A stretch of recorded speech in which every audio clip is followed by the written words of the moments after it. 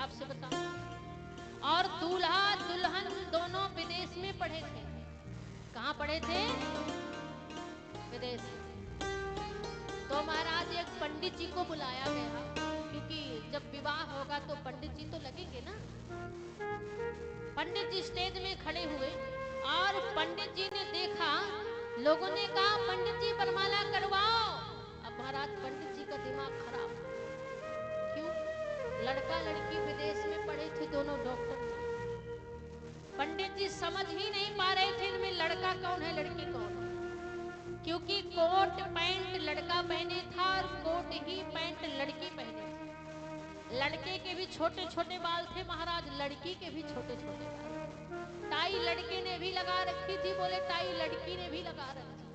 और लड़की के दाढ़ी मूछ होते नहीं है महाराज, लड़के के भी साफ थे। और जब साफ तो पता कैसे चले लड़का कौन लड़की कौन। बोले पंडित जी वरमाला करवाइए। अब पंडित जी बोले कोई हमारे जैसा व्यक्ति आए तो पूछे महाराज दूल्हा कौन है दुल्हन कौन है। सामने से देखा एक भाई साहब आ रहे हैं, हाफ पैंट पहने, छोटे छोटे बाल थे, हाथ में सिगरेट लिए पीते हुए आ रहे थे। पंडित जी ने सोचा इनसे पूछ लेता हूँ। पंडित जी उतर के गए और हाथ जोड़कर कहने लगे भाई साहब आप मुझे बता दीजिए इसमें दूल्हा दुल्हन कौन है। उसने कहा पहले तो मैं तुझे एक चाटा मारूंगी, और खींच के एक चाटा मारा। बोले बदतमीज, तुझे दिखता नहीं है मैं दुल्हन की मम्मी हूँ। कौन हूँ? दुल्हन की मम्मी। पंडित जी ने और गौर से देखा दुल्हन की मम्मी, छोटे छोटे बाल, हाफ पैंट पहने, हमारा सिगरेट पीते आ रही थी। बोले महाराज जब दुल्हन की मम्मी इतनी अच्छी है तभी तो दुल्हन इतनी अच्छी है। सियावर रामचंद्र की।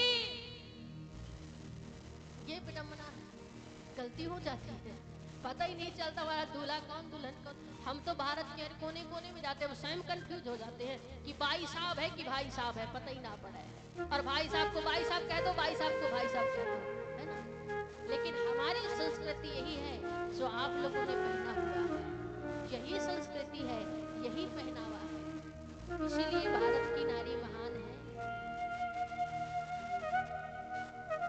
भारत की नारियों में वो क्षमता है जो अपने बेटों को देश सेवा में लगा देती है, वो भारत की